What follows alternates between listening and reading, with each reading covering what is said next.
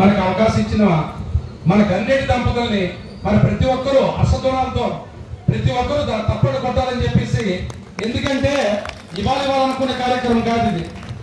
మేము ఈ programme fix చేసినప్పుడు, మేము చైర్మన్ గా చూడడం టెంపుల్ చైర్మన్ గా ఉన్నప్పుడు వినాయక చవితికి ఏ కార్యక్రమం చేయాలని అనుకున్నప్పుడు, అంటే ఇంచుమించు 2 months బ్యాక్ చలపతి గారు రండి రండి సార్ రండి.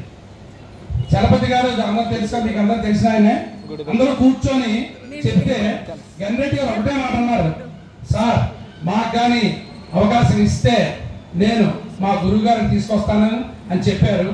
తప్పకుండా సార్, ఆయన నమ్మకం మాకు అలాంటిది. గన్రెడ్డి గారు ఏ కార్యక్రమం చేసినా పర్ఫెక్ట్, డిసిప్లైన్, సిస్టమేటిక్ అని ఏం చెప్తాడో అంత పదేట్లు ఉంటుంది అన్న నమ్మకంతో చలపతి గారు మేము ఆయనకు అవకాశం ఇచ్చాం. నిజంగా చాలా చాలా అదృష్టవంతులవి. ఎందుకంటే ఆయన ఏం చెప్పాడన్నారు కదా, దాని 10 రెట్లు మేము ఎంజాయ్ చేసాం.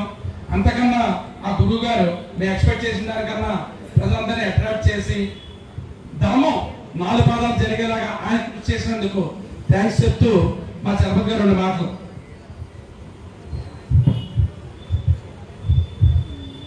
ప్రతి సంవత్సరం అయితే వార్షికంగా నేను ఎప్పుడు ఆర్కెస్ట్రా జరిగింది, సినిమా ఆర్కెస్ట్రా. ఈ సంవత్సరం భగవంతుడి లైన్ మార్చారు. అంటే అన్ని కార్యక్రమాలు, భక్తి కార్యక్రమాలు చేస్తూ ఉన్నా కూడా కొన్ని ప్రజల కోసం ఆ కార్యక్రమాలు పెట్టేవాళ్ళం. ఈ సంవత్సరం అనుకోకుండా ఇక్కడ 63 అడుగులు మట్టి గణప పెట్టడం కోసం పద్మావతి తరపున రాజేష్ గారు, గన్రెడ్డి గారు మాట్లాడుకుని మాతో టైఅప్ అయ్యి ఫస్ట్ 2 రోజులు కూడా గురుగారిని తీసుకొద్దాం, వారి యొక్క ప్రోగ్రాం పెడదామని చెప్పారు.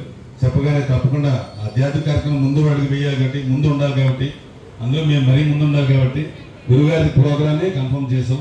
అదృష్ట కొద్ది 1 రోజు అనుకున్నాం కానీ 2 రోజులు ఏర్పాటు చేశారు గన్రెడ్డి గారు.